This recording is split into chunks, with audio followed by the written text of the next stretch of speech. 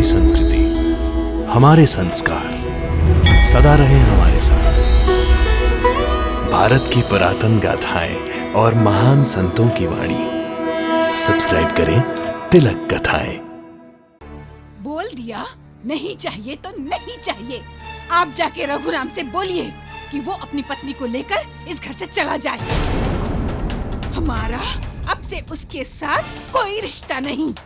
उसकी पत्नी के साथ नहीं रखना चाहती तो तुम्हारी मर्जी, पर रघुराम के साथ तुम्हारा रिश्ता है, और रिश्ता भी ऐसा कि मेरा कहना ना मानकर उसने मेरे इस रिश्ते का अपमान किया है। अपनी माँ से ज्यादा वो लड़की प्यारी हो गई है उसे।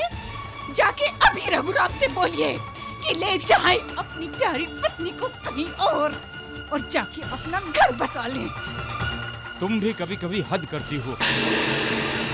रघुराम हमारा बेटा है, हमारी जमीन जायदाद पैसा सब पर उसका हक है। हक मांगेगा तो दे दीजिएगा उससे उसका हक, कर दीजिएगा बंटवारा। मगर हाँ, बंटवारे में उसे सिर्फ वो गाय का तबेला देना। वो कंगाल लड़की उसी तबेले में रहने लायक है। साईं बाबा, मेरा अपराध क्या है कि माँ जी मुझे रसोई घर में जाने से मना कर रही हैं? क्यों वो मुझे अपनी बहू मानने से इनकार कर रही हैं बाबा? क्या ये घर के लोग मुझे कभी स्वीकार नहीं करेंगे?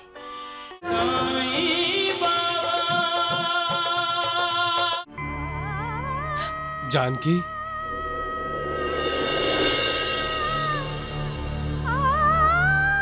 रो रही थी तुम? आपको मुझसे शादी नहीं करनी चाहिए थी। अच्छा, तुम दिल से कह रही हो? माँ जी की मर्जी के विरुद्ध मुझसे शादी करना माँ जी को अच्छा नहीं लगा। लेकिन भगवान की कृपा से अब तुम मेरी पत्नी हो जानकी।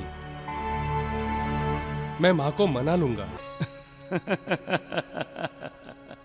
साईनाथ, आप हंस क्यों रहे हैं? महर्षिपति, मैंने इंसान का अहंकार देखा है, और अहंकार के अधीन होने वाले इंसान को भी देखा। वो अपनी सोच कैसे बदलता है, कैसा अविवेक करता है, ये देखा है मैंने। महर्षिपति, संत ज्ञानी विद्वान जो उपदेश देकर गए हैं वो कितना सच है, कितना इंसान के भले के लिए है। अपने मन को विकारों के अधीन मत होने दो, उसे निर्विकार की भक्ति में लगा दो, फिर वो भटकेगा नहीं, बेकाबू नहीं होगा।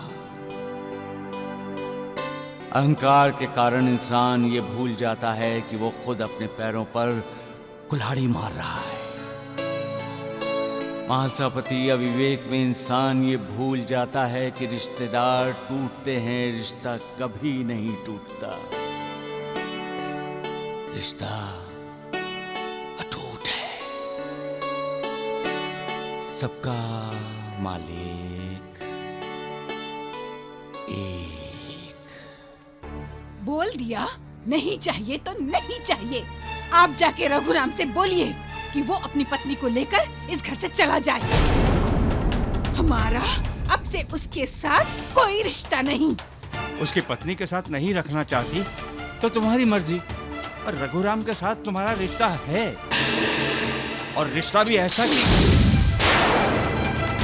मेरा कहना ना मानकर उसने मेरे इस रिश्ते का अपमान किया है। अपनी माँ से ज्यादा वो लड़की प्यारी हो गई है उसे। जाके अभी रघुराम से बोलिए कि ले जाए अपनी प्यारी पत्नी को कहीं और जाके अपना घर बसा ले। तुम भी कभी कभी हद करती हो। रघुराम हमारा बेटा है, हमारी जमीन जायदाद पैसा सब पर उसका हक है। हक मांगेगा तो दे दीजिएगा उससे उसका हक, कर दीजिएगा बंटवारा। मगर हाँ, बंटवारे में उसे सिर्फ वो गाय का तबेला देना। वो कंगाल लड़की उसी तबेले में रहने लायक है। सुख और दुख क्या है? दोनों भोग हैं, भोगने पड़ते हैं, परंतु दोनों कायम नहीं हैं। इंसान अपने आप को सुखी समझ रहा होता है कि दुख उसके दरवाजे पर दस्तक देता है और इंसान को दुखी करता है। इंसान भोगों में उलझा रहता है, ज्यादा से ज्यादा सुखी होने की कोशिश करता है, लेकिन वो भूल जाता है कि ये संसार भी कायम नहीं है। फिर जिस सुख के पीछे वो भागता रहता है, वो सुख कैसे कायम हो सकता है? ये संसार अपूर्ण है, अधूरा है, सिर्फ मालिक ही पूर्ण है। और इसीलिए मालिक के पास सुख भी पूर्ण है। मालिक, भगवान, परमेश्वर खुद सुख का सागर है। जो इस सुख सागर को पाता है वो फिर संसारी सुखों के पीछे नहीं भागता। जब भक्त के दिल में सुखधाम, सुख निधान आदि मालिक निवास करने लगता है, तब उस भक्त को सांसारिक सुख तुच्छ लगने लगता है। तो फिर इंसान भोगों के पीछे क्यों भागता है? सुख पाना है तो मालिक को पाओ, मन विरक्त हो जाएगा। अहंकार, ईर्ष्या, लोभ, क्रोध, द्वेष, इस तरह के किसी भी विकार को मन में स्थान नहीं मिलेगा। फिर मन में ऊंच नीच भाव भी नहीं आएंगे। बहू के साथ सौतेला व्यवहार भी नहीं होगा, क्योंकि आत्म साक्षात्कार होने के बाद इंसान प्रभुमय हो जाता है। फिर वो गलत व्यवहार कैसे कर सकता है? सबका मालिक एक। माँ जी आपकी चाय। वो तो सोई होगी अभी। कौन? अरे वही दरिद्र नारायण की बेटी जो मेरे रघुराम के गले पड़ गई।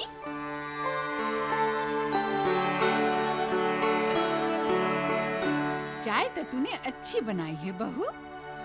ये मैंने नहीं, आपकी नई बहू ने बनाई है। क्या?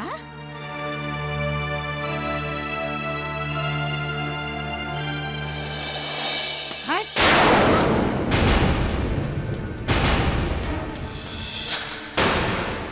चाय आज तुमने बनाई है? जी, पूरा खाना बनाकर रख दिया है मैंने। कल्याणी जी।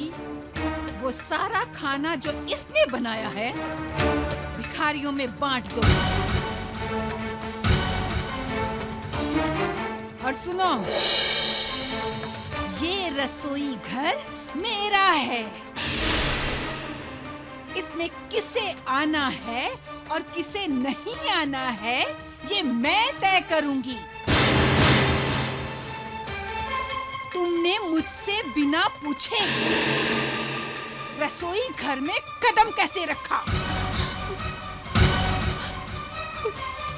रसोई घर में सिर्फ मेरी बहू आएगी, तुम नहीं, क्योंकि मैं तुम्हें अपनी बहू नहीं मानती। आइंदा इसके अंदर आना मत, जाओ।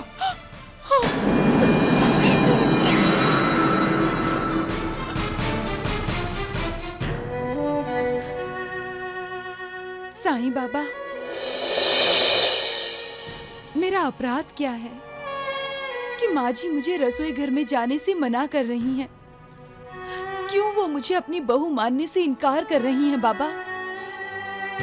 क्या ये घर के लोग मुझे कभी स्वीकार नहीं करेंगे? मालिक का बनाया हुआ ये इंसान भी कभी कभी विचित्र व्यवहार करता है। अपने अहंकार को खुश करने के लिए व्यवहार करता है। अपने अहंकार को खुश करने के लिए वो घर परिवार की सुख शांति छीनने से भी नहीं हिचकिचाता। शादी होती है, लड़के का, लड़के वालों का, लड़की का, लड़की वालों का, सबका मन खुश होता है। लेकिन कहीं लड़की वालों ने लड़के वालों की कोई बात नहीं मानी तो उनके अहंकार को ठेस पहुंचती है। और तब घर में आई नई दुल्हन को दुश्मन की नजर से देखा जाता है। ये भूल कर कि वो अपने बेटे की पत्नी है, उसे हर बात में टोका जाता है, उसके दिल को दुख पहुंचाया जाता है, जिससे बहू का ही नहीं उसके अपने बेटे का भी मन घायल होता है। अपना घर परिवार छोड़कर जब लड़की ससुराल आती है तो उसका स्वागत फूलों की जगह कांटों से किया जाता है।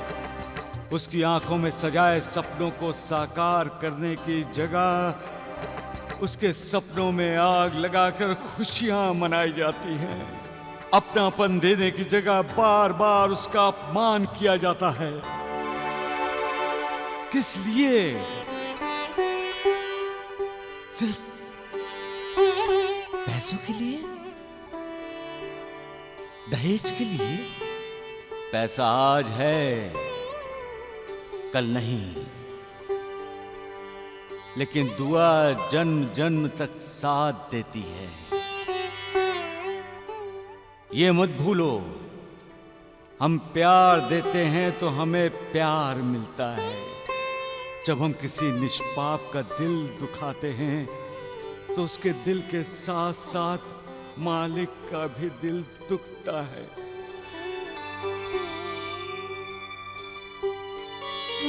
मालिक को खुश करना है तो